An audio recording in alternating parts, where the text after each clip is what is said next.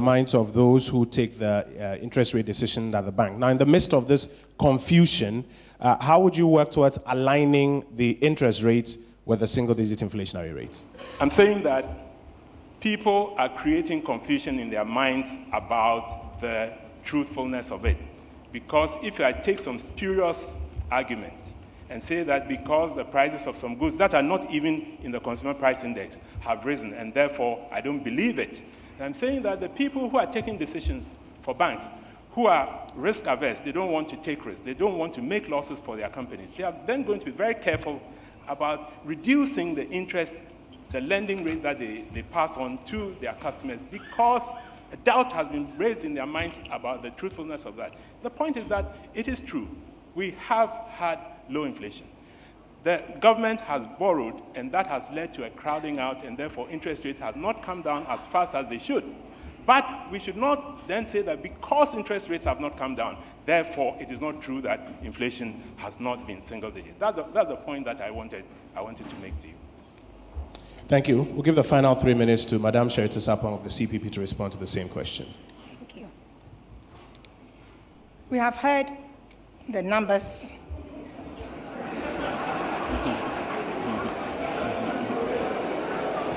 I am as confused as I'm standing here, I'm sure as most of you are over there.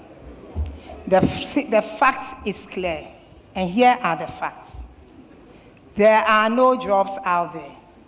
The funds that are being borrowed, most of it are going to people's pockets, private pockets. There's no accountability. There's no system in place really accounting for where the money is going to. And the money that is coming in is not being invested into high-yielding investment sectors that would really yield results to pay off these money. So this thing is going to go on and on and on and on. It's a cycle. All we need to look at is to look at a comprehensive long-term approach, so that even if we take an immediate approach here, there must be an approach that really would cater and solve the problem that we have in this country. And that solution lies with the CPP. The CPP government will therefore go back to the basics to move decidedly towards self-reliance and self-sufficiency. We will pursue food security by investing in modern food production methods. Also, we shall make pragmatic use of the borrowed funds and everything else that would make the economy work. If we keep talking about inflation and do not talk about job creation, there are simple things that we can do in Ghana to really make the whole system work. And one of them, for me, is just focus. It looks like we are talking about economics, agriculture, and job creation and industry. But that is the basics. Everything else is a job because the market woman is real. The artisans there are real.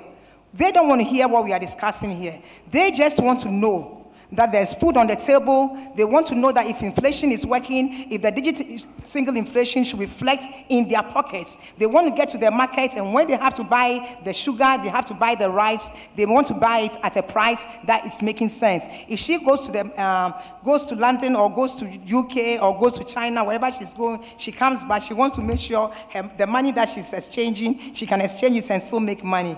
All these things are superficial. The real problems are not being solved. And until we can tackle it from the roots, everything else we do will be we'll be pulling each other apart, because the solution is going to come from outside there. All the theories will not work in Ghana until we go back to the basics, and that is going back to CPP. CPP has the solution. I'm appealing to the youth and mothers and everybody. You have heard this debate. The solution is to vote CPP into power, and let's see what happens. Thank you very much, Madam. A quick follow-up for you in 1 minute as well. So if you are successful in doing this element of local production and getting inflation right, you also be hoping that the banks will respond and lower their interest rate. If you find yourself in a situation like today where the banks are not responding, what would you do in 1 minute? Now, the banks are not responding. The solution that we have here, look at some of the solutions that the Bank of Ghana did. They said that you can't take a certain amount of money from the bank. They did that. It was the worst thing to do because people had put their money in there. People stopped taking money to the banks. Anytime government wants to have an intervention, that intervention should be used to solve a problem that is lasting. People understand. I'm not going to sit here and say that when we get into power today, we will solve all the problem today. Maybe that is the reason why Ghana is not working, because we look at ad hoc solution. We are saying that when we get into power, we will solve the problem over a period of time, because we will do the basics, we will do the things that will make the economy grow. We will not just be focusing on inflation and come out with numbers that will be disputed, but we would look at the things that would make the economy grow. Thank you. Thank you very much. Thank you very much, Madam Sherita Sarpong. We're moving on now to our next question, and Dr. Mahmoud Bawumia, you get to start on this one. And it's a simple question, but very important. What measures do you propose to make regional integration in West Africa, for example, a reality? Thank you very much, Shamima. Before I address that question, I would just like to say that if market players and people out there have to be convinced that there is actually single-digit inflation, then we have failed. I mean, if your wife comes from the market to tell you that prices are going up, and you tell her that she's confused because there is single-digit inflation in Ghana, there is a real problem. And this is exactly what we are telling the people. As far as regional integration is concerned, I think you are looking within the West African sub-region. You have two blocks within ECOWAS, the Francophone bloc and the West African Monetary Zone. But as far as the whole ECOWAS bloc is concerned, it is very, very important that we get our economies integrated because of the types of benefits that we can gain from that type of integration. But if we are going to get regional integration, there has to be the political will to drive that integration forward. Without the political will, we can get all the best, plans in place for regional integration as we have for so many years, and you get nothing happening. And so we've got to have the political will, and Nana Akufo-Addo is very big on regional integration. I think he will apply, and we will apply all the political will we have to get ECOWAS moving. It is also very important that as far as the borders are concerned, between the different countries, we work to make sure the flow of goods and services across the borders is very smooth. Within the West African sub-region, it is probably the best place in the world to transport cargo, containers. They are the highest. And that places a lot of costs on our business community and the private sector. So we've got to work to remove the barriers to trade. We've also got to work to make sure that the major pieces of infrastructure that link our countries are put in place. For example, if you go to Boko and you want to get to Burkina Faso, the roads that lead into Burkina Faso are very, very bad. And that also compromises trade. So we've got to make sure that we solve the problem of infrastructure. We actually implement the various protocols that we have signed to. I also say that it is important that we think outside the box a little. Whilst we are finding it hard to get economic integration moving, why don't we even try to see if we can form one team, an ECOWAS team for sports, and let them run and let us feel the nationalism and let us see it, and maybe it will make us want to do more on the economic front. Thank you very much, Dr. Mahmoud Bawumia of the New Patriotic Party. Would now hear from you in 3 minutes, Vice President Emisa Arthur. I can't let this point go before I get into that. Because we should not allow every individual in Ghana to decide what the inflation is. I come to my house, I buy rice, and I say that there's inflation because rice has gone up. We should leave it to the technical people with the scientific methods to determine this, and let us... Thank you. I think it's important that we leave national agencies to do the work that they've been asked to do. But let me come to integration. Because silence, please. Do I get more time because of the silence? No, the point is that size matters. And that is why in many countries, we learn about economies of scale, where once the size of the plant increases, the cost of production, the average cost of production goes down. That's why Ghanaian people buy textiles from China, because it's large size and the cost is low, and therefore we can get it at low prices. And it's also the reason why many countries like to form larger unions. The federations, the United States, the USSR then, the European Union, they all recognize that size is important in economic activity. So in West Africa, we also have to, that's the reason why in West Africa we have to integrate our various economies. And there are opportunities for that. And we've already started on that road. We've started on that journey. We have eased travel restrictions that allow people to go without visas. We have allowed 90-day free stay in various countries. We need to strengthen the transport system.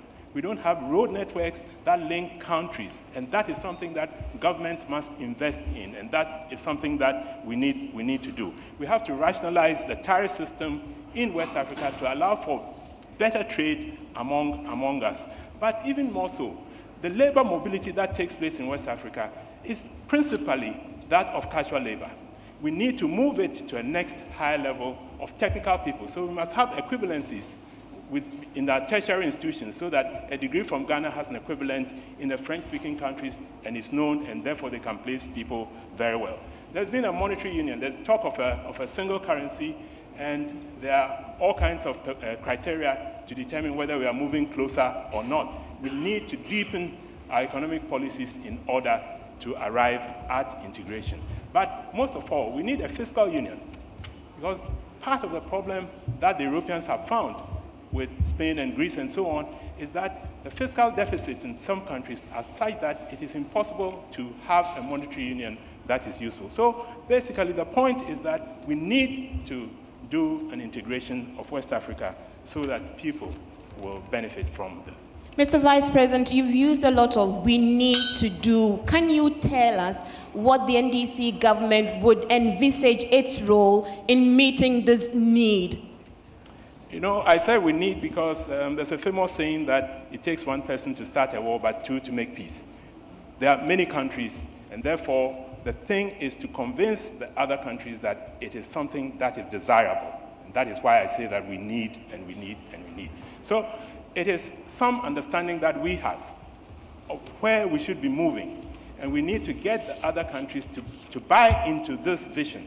And it's an important vision that we need to do. So we will continue in that field. We'll cooperate with the West African countries. We will do all that is necessary in order to do that. And part of the problem that we have had is with the way in which the language itself is a barrier, and maybe the departments of French and so on in West Africa needs to collaborate much more in Ghana so that we can decide, we can talk to our colleagues some more. Thank you very much, Vice President Emiso Arthur. Madam Sherita Sarpong, in 3 minutes. Thank you.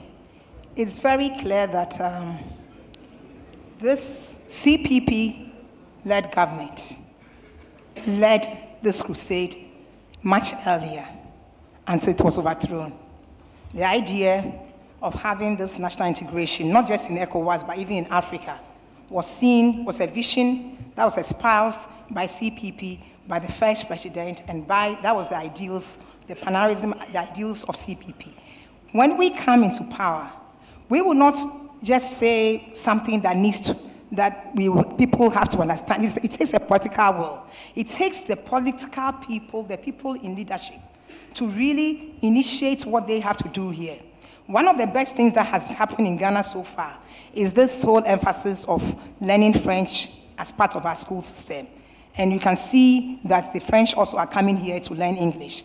But most importantly, if we could just focus on the trade between just us and Nigeria, trade between us and other English-speaking West African countries, we'll solve a lot of our problems. And why am I saying this? Ghana so far today, we have a peaceful country that everybody knows. I don't want to say much, but we all know that Ghana is peaceful. If you talk to people in the education sector, they will tell you that a lot of first entrants are coming from the ECOWAS country. That itself means that with integration, with a proper integration, the economy in Ghana can work and it will also benefit them as well. I think that we can't close our borders too much. We just need to make sure that the people entering this country are entering the country rightfully. They are doing what has to be done. We are respecting the protocols and all that. But we need to encourage a lot of trade between the countries. And one of the best ways to do it is to do it through industry. If we always have African Day. If we decided that we take a month, 1 month, to just within that month, make it a Ghanaian month or an ECOWAS month, so that within that month, all I have to do as a Ghanaian, no matter how I like my Louis Vuittons or like my Gucci's or whatever, let me wear a Ghana-made food, goods. Let me eat Ghana food. Let me eat something from Ivory Coast. Let me eat something from Benin. Let me eat something from Togo. Those are the kind of practical steps we need to put together instead of just making it become something on paper, and it's not happening. So we need to go one more step. We've done it in the school system. We are learning English. Let's go the next step. Let's start trading amongst ourselves much better. And if we do that, then there will be more, we would have that national integration becoming meaningful in our lives. We thank you very much. Madam Sherita Sarpong of the CPP, Helen Matrevi of the PNC, your turn in 3 minutes. Thank you. There are a number of steps that can be taken to enhance regional integration and make it a reality. The first is to work at a common currency. A number of deliberations are going on, and we are going to enhance that a lot more so that that can help enhance regional integration. We are also going to encourage the teaching and learning of French because we are surrounded by French-speaking countries, and language is one medium which enhances interaction between people. We are also going to work at our porous borders. Some of our borders are so porous that entry in and out of the country creates a lot of challenges. I'm told that there are many stops when you travel through Nigeria, and at each stop you have to give some money to people who are there. I believe that if we work hard at ensuring the ECOWAS protocol on free movement of goods and services, this is going to enhance and further empower the regional integration that we have. Also, when it comes to infrastructure, road networks have to be developed very well so that the other countries will be very accessible. A lot of trade is already taking place between Ghana and our neighboring countries. We have a lot of products from Cote d'Ivoire, Togo, and Nigeria, and that has to be enhanced further so that regional integration becomes a reality. Ghana will have to continue maintaining friendly relations and cooperation with all countries that desire such cooperation, irrespective of ideological considerations on the basis of mutual respect and non-interference in each other's internal affairs. We also will have to increase our bilateral trade and economic agreements and permanent joint commissions involving us and our neighbors. Thank you. Thank you very much. And that was Madam Helen Matrevi bringing us to the end of the first segment on economy. We thank you, the candidates, and we may now give the candidates a round of applause. Thank you. We will now take a 10-minute break, during which break 2 representatives of the candidates are allowed to approach their candidates, and then we will be right back after the 10 minutes. Thank you for your attention.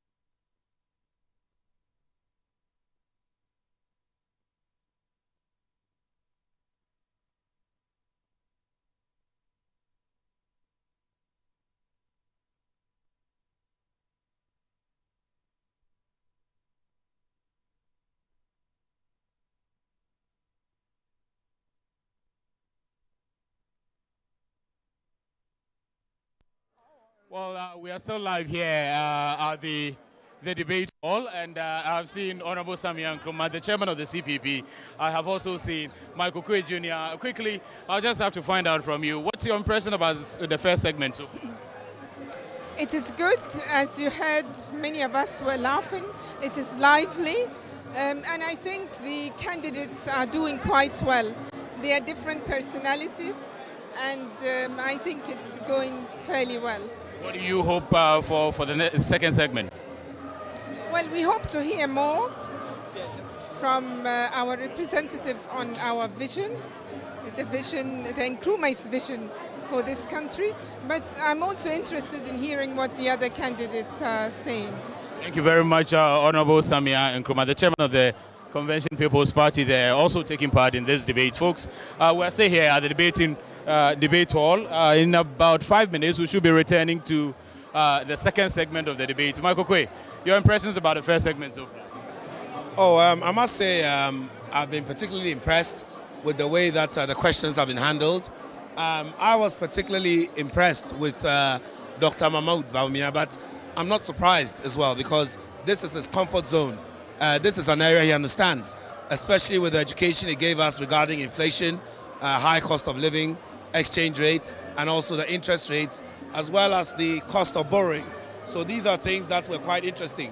But I must say that I'm quite intrigued about the practical approach of the CPP candidate. She's given us some very practical answers at the debate, which I must say I've been pleasantly surprised with. I didn't expect her to handle the issues so practically. But on that note, I think everything is going well, and we look forward to an even more interesting second session. Mike, thank you very much. Honorable Samia, I just heard your candidate is receiving some commendations here and there. Your impressions about the two ladies, first of all, and your candidate? Yes. Needless to say, I'm very proud of both of them, particularly that they both emanate or emerge from the same tradition, the Nkrumah's tradition. But indeed, as it was rightly put, Nana Frimpong is coming from a very human point of view, just about to go back on air for the second part of this. Okay, Thompson, you may have to take over with... Honorable, tell me, before you quickly resume your seat, just tell me what you make of the performance of your candidate. Well, I think that it's been an absolutely brilliant night for His Excellency, the Vice President. Clearly, I mean, you see the distinction between practical economics and textbook economics.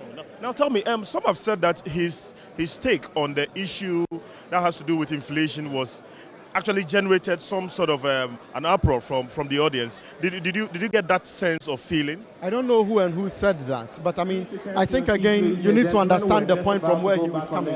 The issue about inflation, if you borrowed, for example, at a time when inflation is high, it stands to reason that interest rate is likely to be high, so that regardless of whether the rate is dropping or not, you will still be paying at a high interest rate. We are still live on Metro TV, and we are about resuming to the second round of the second segment of tonight's debate, as Sami rightly announced. We entreat all of you to resume your seat.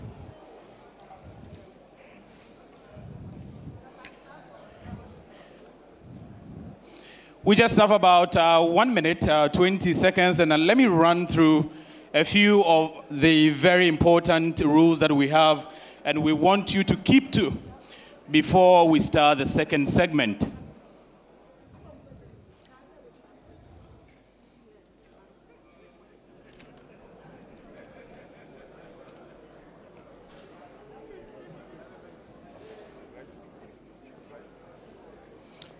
At no time should the audience take photographs, as this will affect the lighting in the hall and the concentration of the candidate.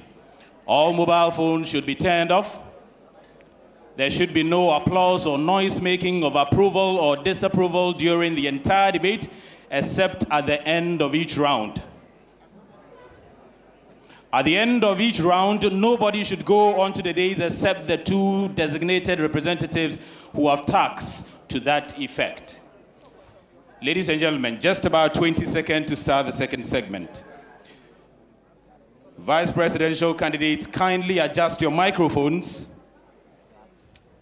to allow smooth transmission of your voice.